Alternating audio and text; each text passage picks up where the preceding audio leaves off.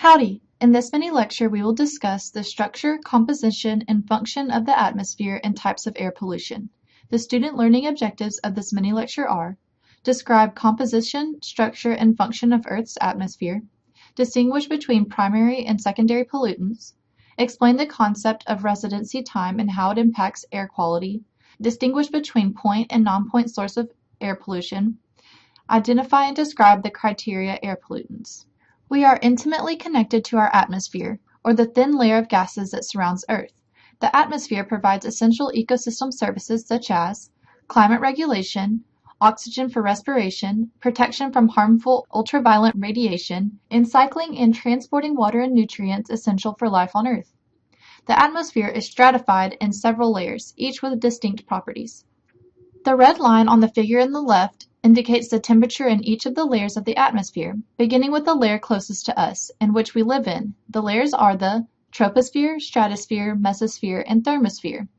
Also notice that the tropopause separates the troposphere from the stratosphere. I've included an image in the bottom right that should help you visualize each zone, in which it provides a point of reference in terms of what human or natural objects or events you might find in each zone of the atmosphere. Temperature fluctuates in each of the layers of the atmosphere. In the troposphere and mesosphere, the temperature decreases with increasing altitude, but in the stratosphere and the thermosphere, the temperature increases with increasing altitude. The troposphere is the layer of the atmosphere in which we live and interact. This layer contains the air we breathe and drives the weather patterns of the planet. Notice the greatest concentration of atmospheric ozone is in the stratosphere. For your information, ozone is O3, meaning ozone is 3 atoms of oxygen bonded together. This is where the Earth's protective ozone layer is located. Please note that the stratosphere is far above where we live.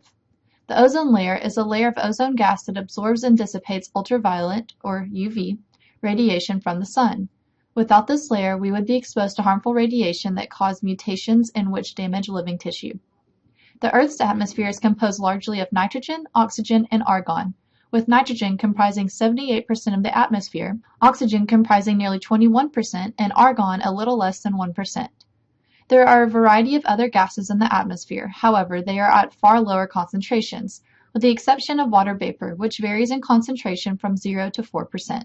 Air pollution can come from both natural and anthropocentric sources.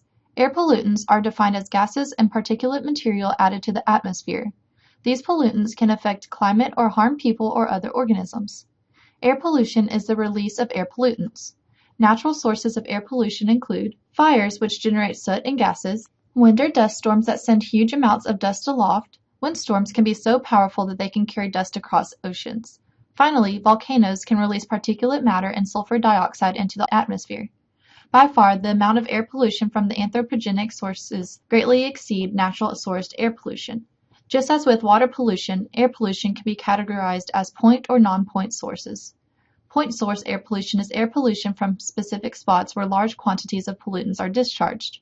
A prime example of this type of pollution is a smokestack from an industry factory. Non-point source air pollution is air pollution that is more diffuse, consisting of many small, widely spread sources. Good examples of non-point source include emissions from planes, trains, and cars. A good way to keep these two categories of pollution straight in your mind is to think that for point source pollution, you can physically point to the source and say, that is the source of the air pollution. Whereas with non-point source pollution, you cannot point at one single source because with non-point source pollution, there are many small and geographically spread out sources contributing to the pollution problem. This analogy works for water, point, and non-point source pollution as well. Air pollutants can also be categorized as either primary pollutants or secondary pollutants. Primary pollutants are pollutants that are directly harmful or can react to form harmful substances such as carbon monoxide and soot. Secondary pollutants are pollutants that form when primary pollutants react with constituents of the atmosphere. A good example of this type of pollutant is tropospheric ozone, which is ozone that is in the troposphere, not the stratosphere. In the U.S. and other developed countries, relatively recent legislation, such as the Clean Air Act of 1970, and improved technologies have helped to reduce most types of outdoor air pollution, which is also called ambient pollution. However, developing countries and urban areas still have significant problems with ambient air pollution. One of the worst types of air pollution may be greenhouse gases. We will discuss greenhouse gases in detail in the global climate change lesson. Air pollutants vary in their residence time, which is the amount of time they linger in the atmosphere. For example, particulate matter in car exhaust stays aloft for hours or days. This is why air quality in a city can change from day to day. On the other hand, pollutants with long residence time persist in the atmosphere for longer, that is weeks, months, years, decades, or even centuries.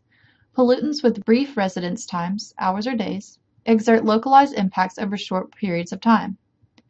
Pollutants with longer residence times, such as greenhouse gases and chlorofluorocarbons, have regional or global impacts and exert these impacts for decades or centuries. State and local agencies monitor and report to the Environmental Protection Agency emissions of carbon monoxide, sulfur dioxide, all nitrogen oxides, volatile organic compounds, particulate matter, and lead. Volatile organic compounds, or VOCs, are carbon-containing chemicals that have a high vapor pressure at normal room temperature.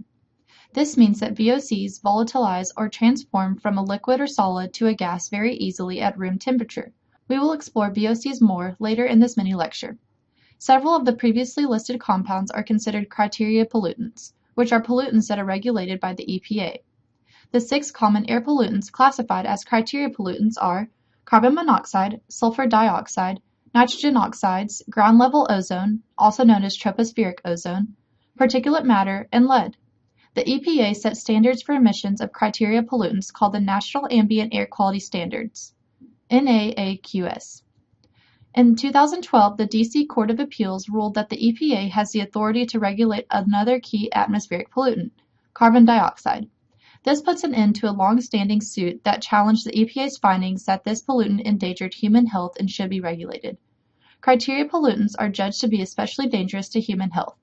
It is estimated that 127 million Americans live in areas that violate at least one criteria pollutant during a portion of the year. We will now examine each of these pollutants individually. Carbon monoxide is a colorless, odorless gas formed by the incomplete combustion of any organic fuel. The primary source of carbon monoxide is motor vehicles. Industry and waste combustions and residential wood burning account for a smaller portion of the source of this pollution. Carbon monoxide is a very dangerous gas because it binds to the hemoglobin and reduces the amount of oxygen delivered to tissues and organs, especially the heart and brain. People who have carbon monoxide poisoning can easily die of asphyxiation. This is why you should never run your car in a garage when the garage door is closed, and why you should never operate a generator inside your home. If you have natural gas in your house as a source of energy, install, maintain, and check a carbon monoxide detector. Sulfur dioxide is also a colorless gas, but unlike carbon monoxide, sulfur dioxide has a very strong and distinctive odor. Sulfur dioxide smells like rotten eggs. The main sources contributing to sulfur dioxide emissions are coal-fired power plants and industrial fuel combustion. Sulfur dioxide gas causes respiratory and cardiac illnesses, haze in cities, acid deposition, and interferes with photosynthesis. Acid deposition, commonly referred to as acid rain, is any precipitation that is usually acidic. Acid rain can harm both natural systems and man-made structures. The image seen here is a statue before and after it was subjected to acid rain. As you can see, the acid rain ate away at the features of the statue and left it significantly marred. Nitrous oxides are symbolized using a capital N, followed by capital O, followed by a subscript X. Nitrous oxide is a general term for compounds with nitrogen and oxygen. As the symbolized name denotes, nitrous oxides can vary in the number of oxygen atoms found in the atom of the compound. Nitrous oxides come from motor vehicles, utilities, and industrial combustion and cause a variety of effects including smog, acid rain, damage to buildings and cars, damage or death to aquatic life, eutrophication, and damage to the lungs of mammals. Finally, nitrous oxides contribute to ground-level ozone. The image in this slide shows smog over a city. Smog is a mixture of smoke and fog in the air and results from burning fossil fuels. Smog is in large partly caused by the nitrous oxides emitted by motor vehicles. Tropospheric ozone, also known as ground-level ozone, is a secondary pollutant formed when the heat from sunlight transforms nitrous oxides and VOCs into ozone. For this reason, tropospheric ozone has no direct emissions to monitor. Keep in mind that ozone in the stratosphere is protective and beneficial. However, ozone in the troposphere is harmful and destructive. This is also the pollutant that most frequently exceeds EPA standards. Tropospheric ozone is also a major component of smog. This pollutant harms living tissues and causes respiratory problems. If you have ever lived in or visited in a city during the summer, you have likely heard or seen an ozone alert. Most major cities have ozone alerts during the summers because this is the warmest part of the year and the heat combined with the emissions from vehicles produces harmful ground-level ozone. Particulate matter, abbreviated PM, is a pollutant that consists of particles that come in many shapes and sizes and can be made up of hundreds of different chemicals. Some particles, known as primary particles, are emitted directly from a source, such as dust or soot from construction sites, unpaved roads, fields, smokestacks, or fires. Others form in complicated reactions in the atmosphere when gases such as sulfur dioxide, nitrogen oxides, are emitted from power plants, industries, and automobiles. These particles, known as secondary particles, make up most of the fine particle pollution in the country. Particulate matter can either be suspended solids or liquid particles. When inhaled, these particles damage respiratory tissue. The figure in this slide provides you a point of reference for the size of particulate matter. Particulate matter is classified as either PM10 or PM2.5. Dust, pollen, mold, and other similarly sized particles that are less than 10 microns in diameter but greater than 2.5 microns in diameter are classified as PM10. Particles from combustion, organic compounds, and metals that are less than 2.5 microns in diameter are classified as PM2.5. Lead is a heavy metal that enters the atmosphere as a particulate pollutant. Lead was once found in gasoline in developed countries because it kept the engines running smoothly and prevented the engine from knocking. However, lead was phased out of gasoline in most developed countries, including the U.S., in the 1990s because it was discovered that burning leaded gas emits airborne lead that can be inhaled. Lead can also get into the food and drinking water because the lead can be deposited on the ground and in water. Lead bioaccumulates in organisms and acts as a neurotoxin, which means it attacks the central nervous system. Infants and children whose brains are developing are especially susceptible to lead-induced health effects. Developing countries largely still have lead in their gasoline. Despite the phase-out of lead from gasoline, lead is still emitted into the atmosphere in developed countries by industrial metal smelting. Though not a criteria pollutant, local agencies monitor and report data on VOCs to the EPA.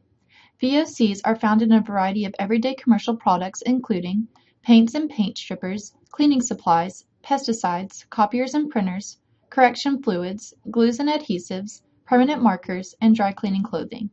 Engines can also emit VOCs. VOCs can be both an indoor and outdoor pollutant. However, levels can be 10 times higher in indoors than outdoors. The health effects of VOCs include eye, nose, and throat irritation, headaches, loss of coordination, nausea, and damage to liver, kidney, and central nervous systems. Additionally, some VOCs are carcinogenic.